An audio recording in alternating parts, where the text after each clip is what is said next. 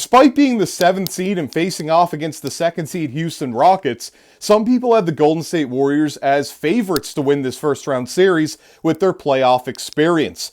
However, after some recent news, it seems like the tables have most definitely turned.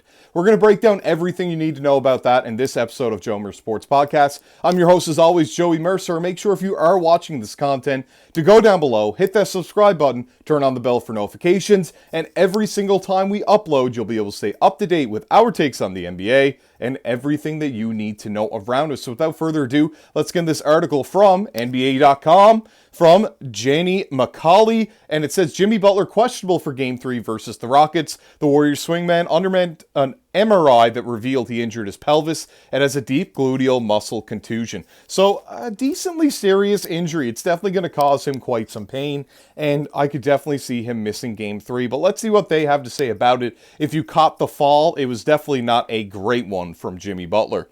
Warriors forward Jimmy Butler is listed as questionable for Game 3 of the Golden State Warriors' first-round playoff series against the Rockets after he sustained a pelvic contusion in a frightening fall during Game 2. I'm relatively optimistic. I mean, Jimmy's Jimmy. We know he's willing to play through anything, so we'll see, Coach Steve Kerr said Friday. This is a day-to-day thing for sure, and we'll see how he feels tomorrow, but I think there's a chance he plays. So optimism from Steve Kerr, and a lot of people have optimism, but it's definitely a painful injury that he underwent on a definitely scary fall. Butler flew home from Houston, underwent an MRI exam Thursday in the Bay Area that revealed he injured his pelvis and has a deep gluteal muscle contusion. The team announced the update Friday with the best-of-7 series tied at 1 game apiece as it shifts to Chase Center in San Francisco for Game 3 on Saturday night. Game 4 is Monday at 10 Eastern Time, so that game being tonight. Butler, who has taken pressure off Steph Curry by contributing on both ends since being acquired from Miami at the trade deadline, went down hard when fouled by Men Thompson late in the first quarter, and then missed the rest of the Warriors' 109-94 Game 2 loss on Wednesday night. Obviously, a huge part of that loss is Jimmy Butler not being there. His defensive tenacity, as well as how well he can get to the free throw line and create things on offense, was sorely missed.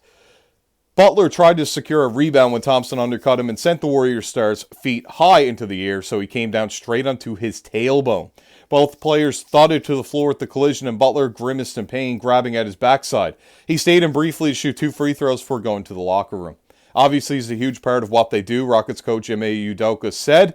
Isolation score across matches. He likes to hunt those, so you can key in on Curry a little bit more obviously with him not on the court. And I think we did that for the most part. They most definitely did. They were definitely lucky that Jimmy went down with an injury in that game. Houston's Dillon Brooks on Friday defended Thompson for playing fairly and instead said, I think the dirty player is Draymond Green. Interesting take, once again, from Dillon Brooks. I mean, he has not been loved by many in the media, nor from a lot of fans, to say the least. When told Friday of Brooks' comment, Steve Kerr said, Dillon said that? Interesting. Then, with Memphis 3 years ago, Brooks flagrant foul 2 on Gary Payton's second during Game 2 of the Western Conference semifinals during the Warriors' championship run in 2022, fractured Payton's elbow. He returned for Game 2 of Golden State's 6-game NBA Finals victory over Boston, however. Butler's done so much on both ends since being traded to the Warriors from Miami in February. In the Game 1 win against the Rockets, he had 25 points on 10 of 19 shooting, 7 boards, 6 assists, 5 steals, and 42 minutes of playtime. The Warriors are 25-9 since Butler made his debut at Chicago on February 8th, including 23-8 in the regular season, a play-in tournament win over Memphis, and the 2 games facing Houston. A crazy good record, of course. Now, if need be, Kerr will do his best to capitalize on the depth that has been such an asset all season.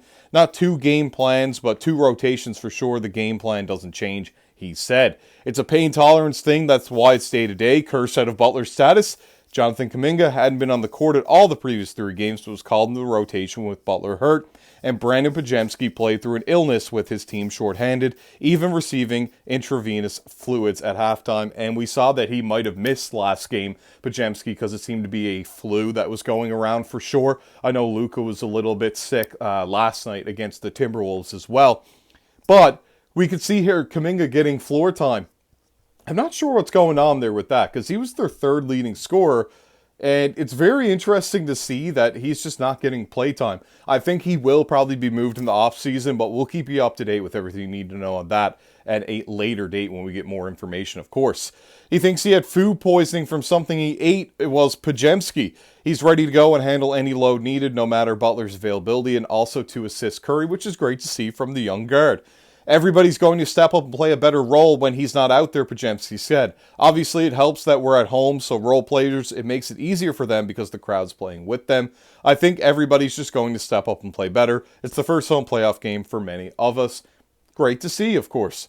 Kerr called Butler's injury similar to what Curry has done previously.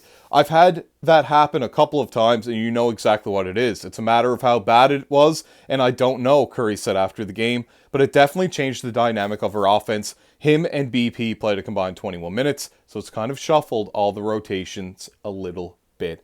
So yeah, I mean, we'll have to see where it goes from here. Hopefully Jimmy can play Game 3, but if he does play Game 3, at what percentage of Jimmy Butler are we going to get? I'm not 100% sure, but I don't think it will be 100%. You let me know what you got to think about that down in the comments section below. That's all I've got to say about this topic. Make sure if you made this far in the video to like the video, subscribe to the channel, turn on that bell for notifications, and I will see you all in the next video.